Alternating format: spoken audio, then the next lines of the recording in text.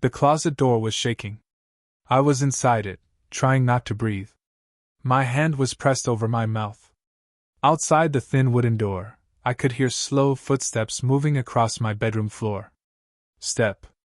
Step. Step. Then they stopped right in front of the closet.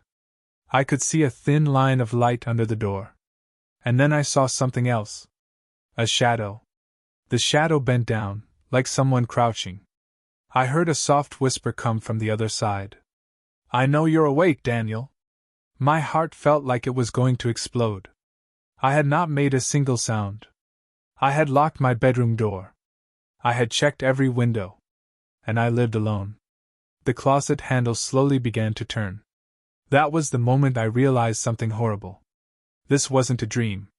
And what happened next is the reason this is one of the 7 disturbing true scary stories that will give you nightmares. But to understand how I ended up hiding in my own closet, you need to know what happened earlier that week. It started normal. My name is Daniel Carter. I live in Ohio. I work from home as a graphic designer. I don't go out much. I like quiet nights, video games, and ordering pizza. One Monday night, I was scrolling through my phone when I got a message from an unknown number. It said, "You left your light on." I looked up. My bedroom light was on. I laughed. It had to be spam. Some random text. I didn't reply. A few minutes later, another message came. "I can see you." That made me stop smiling. I stood up and walked to my window. I pulled the curtain slightly to the side and looked outside. Nothing. Just my small front yard and the street. A streetlight flickering like it always did. No cars. No people. I told myself it was just a prank. Maybe someone typed the wrong number. I blocked the number. But that night, I had trouble sleeping. That was story 1. 2 days later, something else happened. I woke up at 3:12 a.m. Not because of a noise.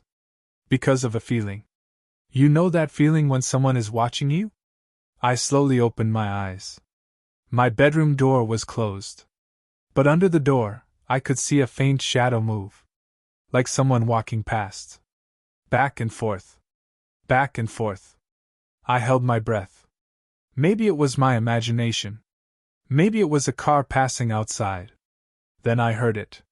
A soft knock. 3 taps. Tap. Tap. Tap. On my bedroom door. I couldn't move. I stared at the door, waiting for it to open. It didn't. After about 5 minutes, the house went silent again. I grabbed my phone and turned on the flashlight. I walked to the door and slowly opened it. The hallway was empty. The front door was still locked. All the windows were closed. I checked every room. Nothing. I didn't sleep the rest of the night. The next day, I bought security cameras. That was story 2. Story 3 happened that same week. I installed a small camera in my living room and one in the hallway. The first 2 nights, nothing strange happened. I almost felt silly. Then on Friday night, I got a motion alert at 2:47 a.m. I was awake, watching a movie. The alert said, "Motion detected, living room." I paused the movie. I opened the camera app. At first, I saw nothing. Just my couch and coffee table. Then the screen glitched. For 1 second, the image froze. When it came back, something was different. My front door was open. Just a crack. I stood up so fast my chair fell over. I knew I had locked it. I ran to the living room. The door was closed. Locked. I checked the app again. Now it showed the door closed. No movement. I replayed the footage. At 2:47 a.m., the door slowly opened. A dark shape stood in the doorway. Too tall. Too still. Then the camera feed cut out for 2 seconds. When it came back, the door was closed again. I deleted the app. I unplugged the cameras. I told myself it was a glitch. But deep down, I knew it wasn't. That was story 3. Story 4 was worse. Saturday night, I stayed at my friend Marcus's apartment. I didn't tell him why. I just said I wanted to hang out. We played video games until late. Around midnight, my phone buzzed. Unknown number. I didn't want to open it. But I did. It was a picture. A picture of my house. Taken from across the street. The message under it said, "You forgot something." My blood went cold. Marcus asked me what was wrong. I couldn't answer. Then another message came. A picture of my bedroom. Taken from inside. The lights were off. But the shape of my bed was clear. And someone was standing beside it. I dropped my phone. Marcus grabbed it and looked at the screen. He said, "That's not funny, man." I swear it wasn't me. We drove back to my house together. Every light was off. The doors were locked. We searched the entire place. No one was there. But my bedroom window was slightly open. I knew I had closed it. That was story 4. Story 5 is the one that really changed everything. Sunday afternoon, I decided to stay home. I was tired of being scared. I wanted proof. I locked every door. Closed every window. I even put a chair under the doorknob of my bedroom. I stayed up late again. Nothing happened. Around 1 a.m., I finally fell asleep. And that's when I had the dream. I was in my house. But it was darker. Colder. I walked into the hallway. At the end of it, I saw someone standing there. Tall. Thin. Head tilted to the side. It started walking toward me. Slow. Dragging its feet. I tried to run. But my legs wouldn't move. It stopped inches from my face. And whispered, "I've always been here." I woke up screaming. And I wasn't in my bed. I was standing in the hallway. Right where the thing in my dream had been. That was story 5. Story 6 happened the next night. I decided to set up my phone to record while I slept. I told myself this would prove I was just sleepwalking. I locked myself in my bedroom. Put my phone on the dresser facing the door. And lay down. I must have fallen asleep quickly. Because the next thing I remember was waking up at 3:12 a.m. again. Same time. I felt that same feeling. Like someone watching me. But this time, I didn't move. I just listened. And I heard it. Breathing. Not mine. Slow. Heavy. Coming from inside my room. My eyes were still closed. I was too scared to open them. The breathing moved closer. Closer. Then it stopped right beside my bed. I felt something brush against my hand. Ice cold. I opened my eyes. No one was there. The room was empty. But my closet door was open. I never leave it open. That was story 6. Which brings me back to the closet. Story 7. I don't remember walking into it. I don't remember opening the door. But somehow, I was inside. Curled up. Listening to those footsteps outside. And the whisper that said my name. "I know you're awake, Daniel." The handle turned slowly. I pushed back against the door with all my weight. The whisper came again. Softer. "Let me in." The door started to open anyway. Just a crack. And through that crack, I saw something that will stay in my mind forever. 2 pale fingers wrapping around the edge of the door. But they weren't coming from outside the closet. They were coming from behind me. Inside the darkness. Something was in the closet with me. And it was smiling. The fingers behind me moved. Slow. Soft. Like they were testing the air. I couldn't breathe. I couldn't scream. I was stuck between the closet door in front of me and the darkness behind me. The pale fingers brushed against my shoulder. Ice cold. Then a voice whispered right next to my ear. "You weren't supposed to find out." I shoved the closet door open and fell forward onto my bedroom floor. I scrambled up and turned around. The closet was empty. Completely empty. No one inside. No pale fingers. No shadow. Just my clothes hanging there, still and quiet. But the door to my bedroom was open now. Wide open. And I knew I had locked it.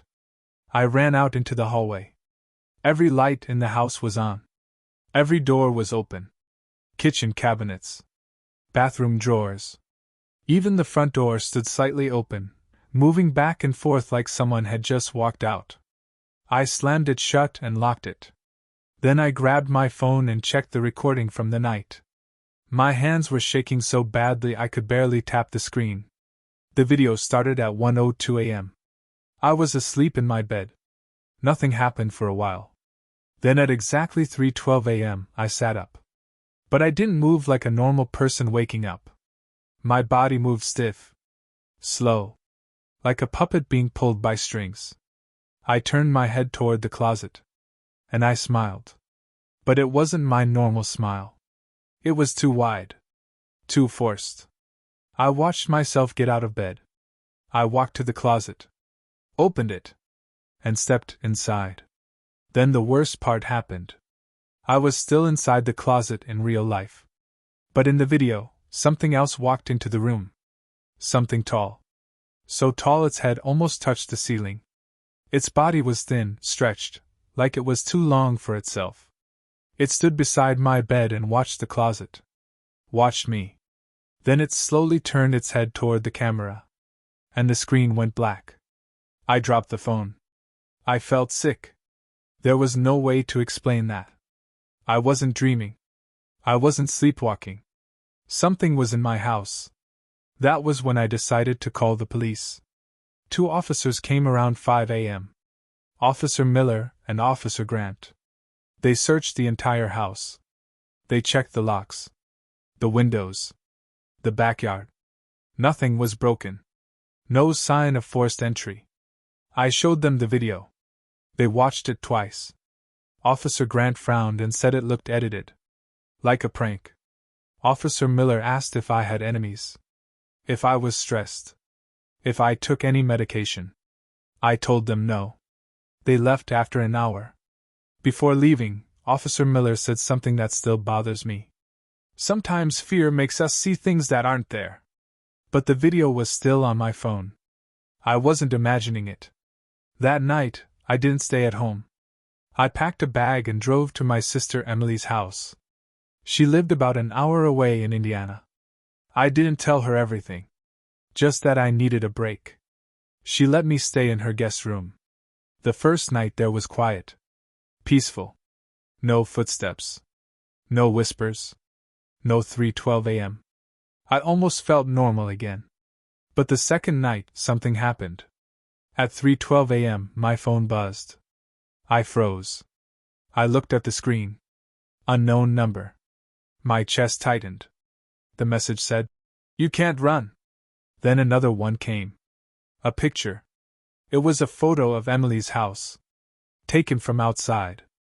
My heart dropped into my stomach. I ran to the window and looked out. Nothing. Just darkness and trees. But then I noticed something. Across the street, near a streetlight, a tall shape stood completely still. Watching the house. I grabbed my sister and told her to call the police.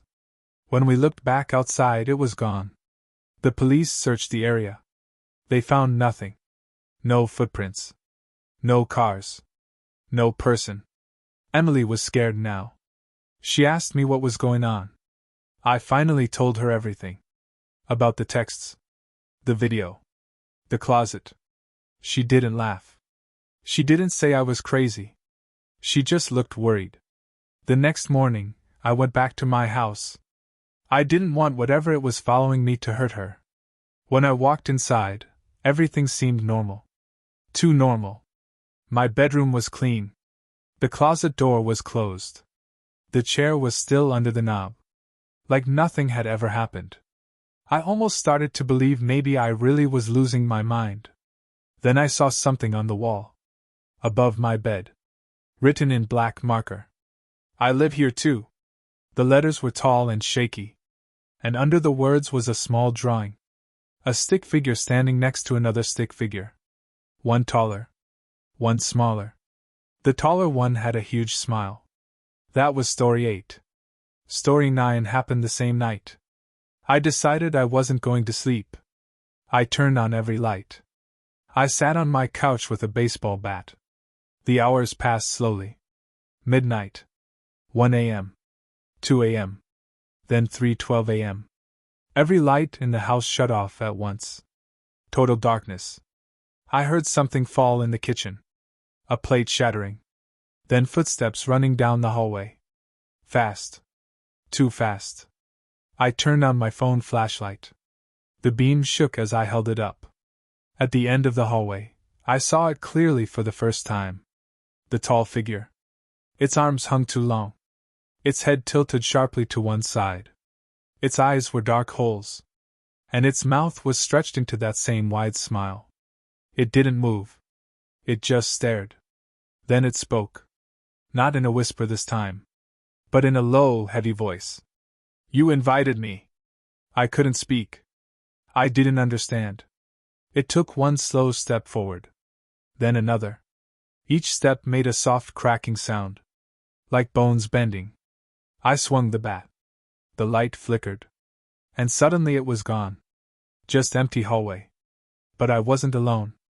Behind me, I heard breathing again. Close. Right at my neck. And something cold touched my shoulder. A hand? I spun around and screamed. No one there. The lights flickered back on. I was shaking so badly I could barely stand. That was story 9. I didn't know what to do anymore. So I did something desperate. I searched online. I typed in everything. Shadow in closet. 3:12 a.m. wake up. Tall smiling figure. And that's when I found something that made my blood run cold. A forum. Filled with people describing the same thing. The same time. The same tall shape. The same words. You invited me. Some said it started after they moved into a new house. Some said it started after they watched a strange video link sent from an unknown number. And then I remembered something. The very first text I got. You left your light on. I scrolled through my deleted messages. There was a link in that first message. I had clicked it. Just once. It had opened a blank page. I thought it was nothing. But what if it wasn't? What if clicking that link was the invitation? That was when my phone buzzed again. Unknown number. One final message. I'm not in the house anymore. I felt a tiny bit of relief. Maybe it was over. Then another message came. I'm inside you. The lights shut off again. And I felt my body go stiff. Like someone else was pulling the strings. My arms lifted on their own. My head turned toward the mirror. And in the reflection, I saw my smile stretch wider and wider. Even though I wasn't smiling. My reflection kept smiling. Wider. Wider. Until I thought the skin on my face would tear. But I wasn't smiling. I was trying to scream. My lips wouldn't move the way I wanted. My arms felt heavy, like they didn't belong to me anymore. My head tilted slowly to one side, just like the tall figure's head had done in the hallway. And then I heard the voice again. But this time, it didn't come from behind me. It came from inside my head. You let me in. The lights flickered on and off. On and off. On and off. Each time the room went dark, I saw flashes of that tall shadow standing behind me in the mirror. Each time the light came back, I was alone. I tried to move. I tried to fight it. I focused on my breathing. In. Out. In. Out. Suddenly my body jerked forward. I fell to my knees. The control came back slowly, like someone loosening invisible ropes around my arms and legs. The smile on my face faded. I looked at myself in the mirror. My normal face stared back. But my eyes looked different. Tired. Hollow. Like I hadn't slept in days. I grabbed my phone with shaking hands. 3:18 a.m. The messages were gone. Every single one from the unknown number had disappeared. The forum I found earlier? Gone too. The website wouldn't load anymore. Like it never existed. I knew then this wasn't something simple. It wasn't a hacker. It wasn't a prank. It wasn't even just something in my house. It was something attached to me. Story 10 began the next morning. I went to see a pastor in town. Pastor Daniel. I wasn't very religious, but I didn't know who else to talk to. I showed him the video. I told him everything. He didn't laugh. He didn't say I was crazy. He just looked serious. Sometimes, he said softly, there are doors we open without knowing. I asked him how to close it. He told me to remove whatever invited it. Delete it. Break it. Destroy it. But what if it's not on my phone anymore? I asked. He paused. Then it's in you. That didn't help. That night I tried something else. I took my phone outside. I drove far from my house, out to an empty field near the highway. I smashed the phone on the ground. Over and over. The screen shattered. The battery popped out. I buried the pieces in the dirt. If the link was the door, maybe breaking the phone would close it. I went home feeling a tiny bit hopeful. That hope didn't last. At 3:12 a.m., I woke up standing in my living room. I don't remember getting out of bed. All the lights were off. The TV was on. Static filled the screen. White noise hissed through the speakers. And on the screen, faintly, I saw something. A tall shadow. Standing behind me. I turned around slowly. Nothing there. But when I looked back at the TV, the shadow was closer. I felt something cold wrap around my wrist. My arm lifted. Not by me. The TV screen changed. It showed my bedroom. From above. Like a security camera. I saw myself lying in bed. Still. Asleep. But I was standing in the living room. That's when I understood. It wasn't just following me. It was learning me. Copying me. Replacing me. Story 11 happened the next day. My sister Emily called. She said I had come to her house the night before. She said I stood outside her window at exactly 3:12 a.m. Just staring. She said I was smiling. I told her I never left my house. She went quiet. Then she said something that made my heart stop. You were wearing the same clothes you're wearing right now. I looked down. Same hoodie. Same jeans. Same shoes. I hadn't changed. I hadn't left. But something that looked like me had.